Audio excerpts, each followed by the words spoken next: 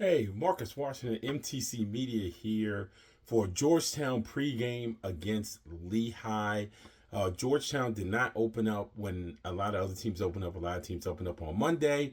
Coach Cooley, Ed Cooley, did say at the last media availability he doesn't like to open up on the first day. I don't know what that has to do with anything, but that's what he says. And they open up tonight against Lehigh. Lehigh has already played a game. They did play on Monday.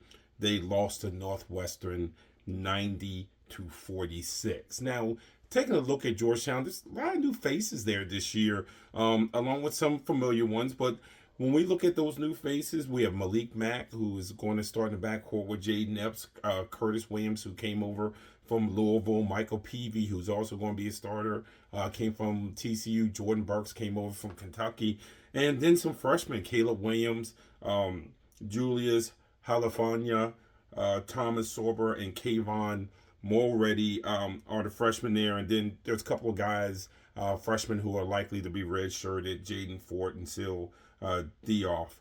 So those are some of the new guys that we have out there for this new season. So it won't look like last season. It's certainly, there is more talent. Now the question obviously remains is whether that more talent will end up adding and equating to more wins. We shall see. Some of the questions you're going to want to look for tonight: can Mack and Epps play together? That's one of the big questions. I know both of them are kind of tired of hearing that question, especially Mack, because they don't feel like it will be that much of an issue. Does Georgetown have enough paint in the depth with Sorber, Fielder, and Big Julius? And which transfers will make the biggest impact? PV and Matt. So far, you would think it would be those two. Will Curtis Williams contribute? So on and so forth. So, excited for a new season. If you're a Georgetown fan, you certainly should be excited for this season. Up next, we're going to take a look at Lehigh and what they did in their first game against Northwestern and what you should look for. We'll be right back. Hey, this is Marcus Washington back here, MTC Media. So, like I said earlier, Lehigh has played a game. Was a 90-46 loss to Northwestern, and just was just a few things that we saw in that game against the Wildcats. On offense, they love stagger action. They love coming down and pin down. If they don't throw it to the big at the high post, it's a lot of weak side stagger action. And it's your typical stagger action, right? They'll go, if the stagger's coming from you, you can reject it and go backdoor baseline. You can cut in between the two guys setting the stagger and curl to the paint. You can come off the top, and then there's other things you can do off of it. You might come off the first screen and then fade. There are ways you can come off the second screen and then curl. So there are things that they do. They kind of weaponize that thing. Look, Northwestern didn't have problems guarding it. Sometimes they switched it. Sometimes they didn't. Switched it based on the person who was being screened for. When they throw it to the high post, it gets to the high post. There's a square up and there's some pin downs that'll happen to try to get some space and get their guards into some room where either they can make a play or get a shot.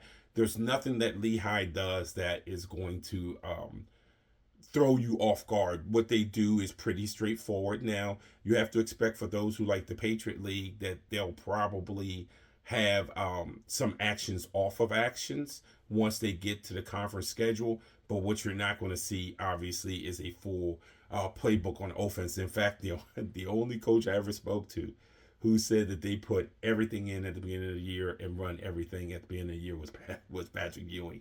He's the only coach I've ever had say that to me. On defense, any sort of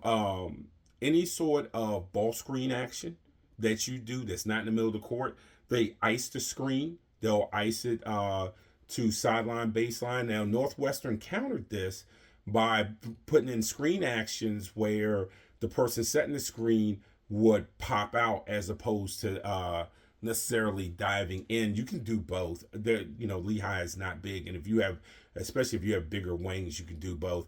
But the step out, once Northwestern started hitting that step out, it became hard for Lehigh to guard that ball screen action. Now, in Georgetown's case, there's a few things they can do, especially if Big Julius is in, and Drew to a lesser extent, which is they can make that shot on the pick.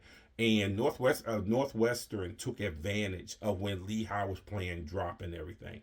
So when they were icing the screen, that big would drop. And if you got it out of that to him, because he wanted to take away the dive. And if you stepped out on it, they stayed back and dropped until Northwestern made those shots. Well, Sorber, I know, has told me several times he has confidence that he can shoot that. We know that Julius can shoot it, and Drew can shoot it. Just can he shoot it at a high enough clip? So that's a way that Georgetown certainly can attack when they go and ice screens. On top of that, Lehigh did a lot of switching on perimeter players, and with Northwestern in the actions that Chris Collins runs, they post everyone. They don't mind posting their guards. They don't mind posting their wings, especially with the big coming out to the top a lot of times in that offense. So what they did was, if it was switching to the into a mismatch, it was kind of like when Boo Booey played there. They just went bully ball with either a guard or a wing, and they went bully ball and scored inside. So, and again, Georgetown could take advantage of that depending on who's in the screen action. Peavy could post up a guy. Obviously Jordan Burks can. All those guys can actually post. I'll be interested to see how much switching Lehigh does with Georgetown's length and athleticism. Northwestern was big, but I wouldn't say they were long and athletic. Georgetown does have some long and athletic players out there. When we come back, we're going to bring out, we're going to take a look at the interviews I conducted on Georgetown's Media Day back there on the 4th, where we kind of talked about the offseason and looking forward to getting the season started. This is Marcus Washington, MTC Media. Hey, this is Marcus Washington, MTC Media. Look, for those who follow me a lot, this summer I was out with Georgetown quite a bit, through the summer, through the fall, through the workouts, into when they had practices. We had media availability earlier in the week setting up for this game to get to talk to the players, talk to Coach Cooley, and I have some interviews for you. Enjoy. And same thing with your rotation, the guys that are coming off the bench. Are you where you want to be with minutes distribution, your trust in them? Well, we talked about that today in our meeting. How deep do we want to go? A minute allocation for some of the guys that just coming off of injury. I trust them all if I put them on the floor. If I didn't trust you, you won't play, right? So it's a matter of time and score and keeping your best unit on the floor to win the game.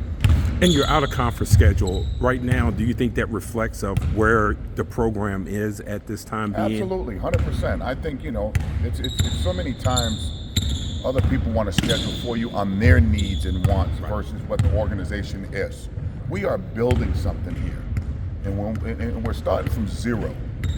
So we want to make sure we give our men confidence. We want to try to, what is it to try to win if we're fortunate enough to win, and put ourselves in position where winning becomes part of the growth and development of the team. And are you relatively healthy? Yes. It's the healthiest we've been in about a month.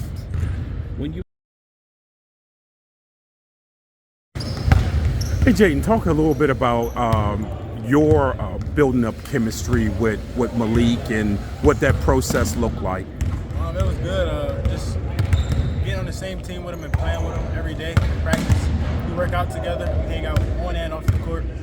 Just becoming good friends and just learning how to play off each other because we're both dynamic guards. So learning how to play off each other and just practicing with each other and learning each other's game.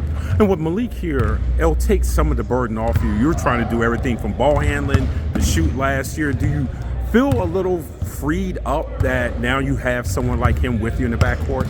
Oh yeah, definitely. He's a dynamic guard, one of the best guards in the country. So it's definitely freed me up a little bit to get off the ball a little bit, let him do his thing sometimes. So it's definitely good, man, to have a player like him by my side. And Malik, talk a little bit about the process of getting used to and getting chemistry with Jayden Epps. Take a little bit of time. practices and scrimmages, things like that. I played with guards who would score before, and I played in the backcourt with guards around my size before, so it hasn't been that hard to adjust to the first game. So. And how do you deal with the anticipation that when teams invert their offense to try to post you up? Is that something you feel like you're prepared for? Yeah, my whole life everybody been trying to baby me in the paint. Think I'm too small, but it just comes with having the will not to give in and to post up and know where my rotations is coming from. So I was smart enough in the post against steals and stuff like that.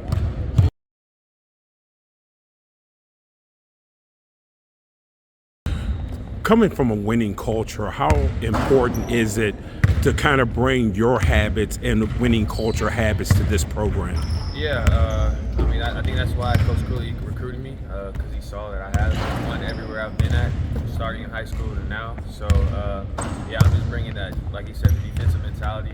And You've spoken about your defensive mentality, but obviously here you are going to have more of a chance to show your offense. Yeah. How happy are you to have that freedom here to kind of expand yourself? I'm very happy.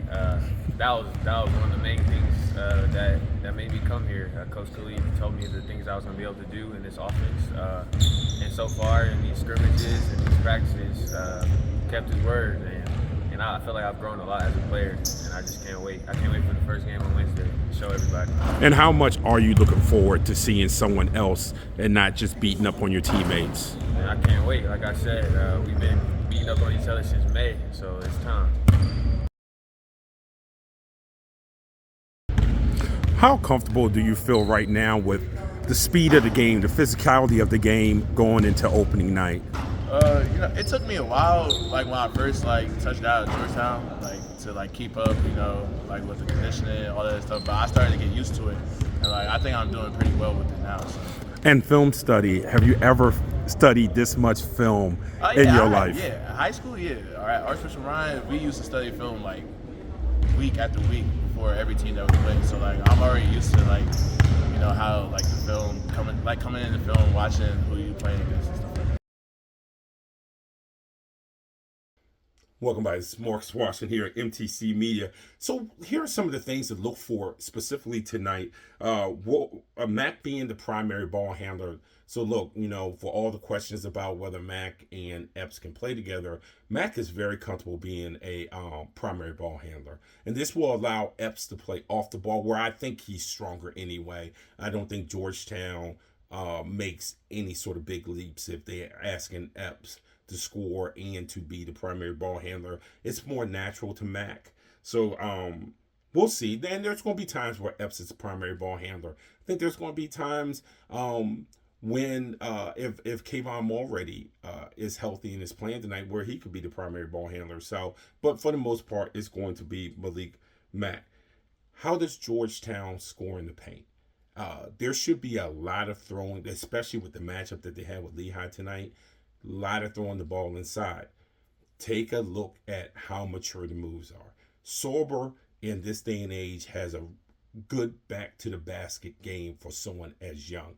Julius, I think at times puts the ball on the floor a little too much. He gets to that second dribble and is a second dribble with no purpose. And sometimes that gets him in trouble because guards will dig down. And the one thing Julius can do is if he recognizes a double or something coming early, he can pass the ball from the post. He can pass the ball from the wing. He can pass the ball from the top. He is definitely a good passer, but scoring in paint. And Drew Fielder, at least during the offseason, has done more in trying to score into the paint than what you saw last year. Last year, you saw a lot of jump shots. He is trying to be more physical and scoring in the paint. So those are things, some of the things that you want to start looking for, despite the score. Don't only watch the score. These are other things to look for. 5-out offense. Now, we talked about how Lehigh defends. If Georgetown does what Northwestern does, which is reverse the ball, Georgetown will score 90. And that was one of the big things that Northwestern did. When they reversed the ball, especially when Lehigh was switching. When they reversed the ball, they got everything that they wanted. Georgetown does have a 5-out set. Don't know how much we'll see it tonight, but they do have a 5-out set that is really, really predicated on reversing the ball. So if they reverse the ball and not have those 3, 4, 5 dribbles that you saw last season, they will be able to get all kinds of good looks. And you still have to make the shots, right? They didn't shoot well when they had the scrimmage against UVA. But what it will do is get guys in space. Georgetown, that if you're hitting the shot, hit the shot. But that's also your perfect time to get downhill. Attack the space.